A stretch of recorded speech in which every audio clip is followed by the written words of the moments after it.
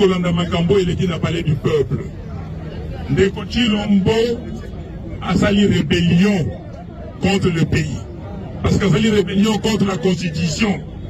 Alinga sa la coup d'état constitutionnel. A député Babimi, a le dit que roi référendaire Wana, proposition Wana et qu'on les T. Alors, pour n'a les T, ils ont dit qu'on y a bis au peuple. Ils ont dit qu'on y a député T, n'a pas sénateur T. Yango on a tout dit aussi les sa réunion na biso. Tozu Mikano. Tolobi boye. Tshisekedi azali kokosa bato. Ye basi bayokana na Kagame. Bayokana na Kagame bakabola Congo. Parce que makambo yu koleka na parler du peuple ezali pona ko balkaniser Congo. Boyebi ete histoire ya balkanisation héros national la biso Lumumba aloba yango depuis 1960. Donc ye atikeli Kagame est ya pays ye azi ba parti mususu. Boyoki ngai? Yango wana tolobi boye. Il faut totia projet wana tobe bisango. Projet wana eleka te. Pona eleka te, il faut ba action sur le terrain. Tobanda kopesa bino ba action moko. Action ya liboso. Tokosala ngo le 3 juin. Mokolo ya misa to ezali koya mercredi 3 juin. Tolobi boye. Moto nyonso, papa, mama, mwana, vendra ndako. Babe yango na français, ville morte.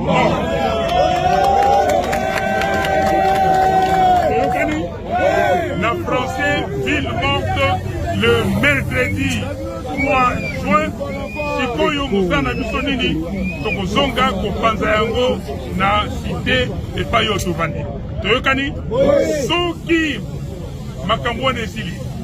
Tokopesa bino programme ndenge tokokende. Tokolemba te ti biso na ye tokokutana. Merci beaucoup. Na olobi boye. Obuti kolanda makambo eleki na parler du peuple.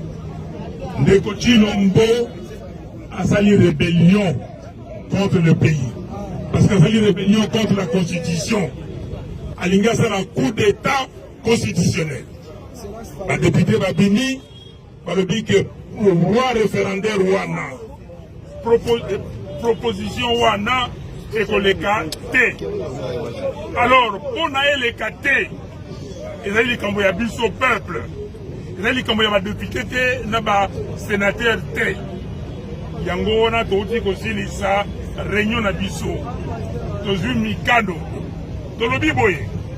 Tshisekedi azali kokosa bato. Ye basi bayokana na Kagame. Bayokana na Kagame bakabola Congo.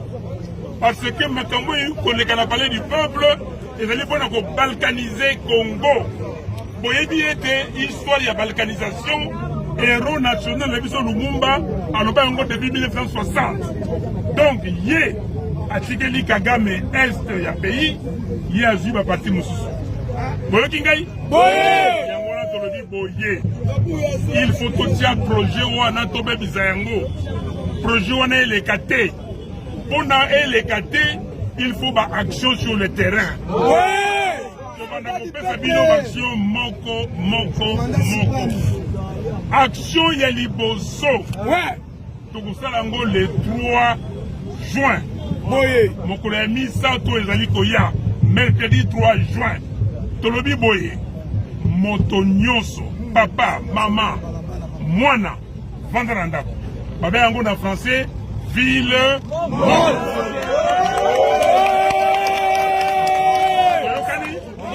Na français, ville morte, le mercredi 3 juin.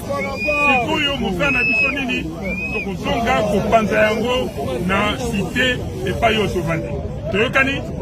Soki makambo wana esili. Tokopesa bino programme ndenge tokokende. Tokolemba te ti biso na ye tokokutana. Merci. Mokolo ya misa to ezali koya mercredi 3 juin. Tolobi boye.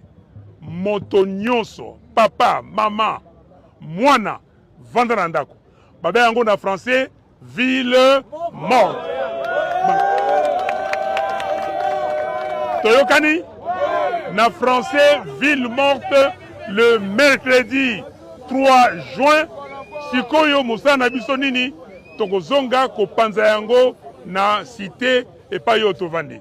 Nous sommes venus ici pour apporter notre appui total à l'initiative portée par le président ad intérim, secrétaire général, l'honorable Augustin Kabouya. Parce que d'abord, il faut savoir que la République démocratique du Congo ne peut pas fonctionner sans deux choses. La première chose, c'est son histoire. Aujourd'hui, nous parlons constitution, mais il y a de ceux et celles des nôtres qui ont perdu la vie parce qu'il fallait donner une loi fondamentale à ce pays. Et ce sont nos pères de la Conférence nationale souveraine. Un texte important que les Congolais ont rédigé sans pression internationale, sans influence quelconque. Et ce texte existe aujourd'hui. Et ce texte a besoin d'être mis à jour pour servir de socle pour le développement de notre pays. Deuxièmement, c'est l'unité nationale. J'ai apprécié dans le message du président Augustin Kabouya le sens élevé d'unité nationale qui est autour de cette coalition importante. Unité nationale linguistique d'abord, c'est-à-dire que le C4 constitue l'unité des Congolais qui sont dans les zones linguistiques Luba, Swahiliphone, Kikongo et Lingala. Mais au-delà de cela, les Congolais qui sont non seulement dans la politique, mais aussi dans la société civile et les confessions religieuses.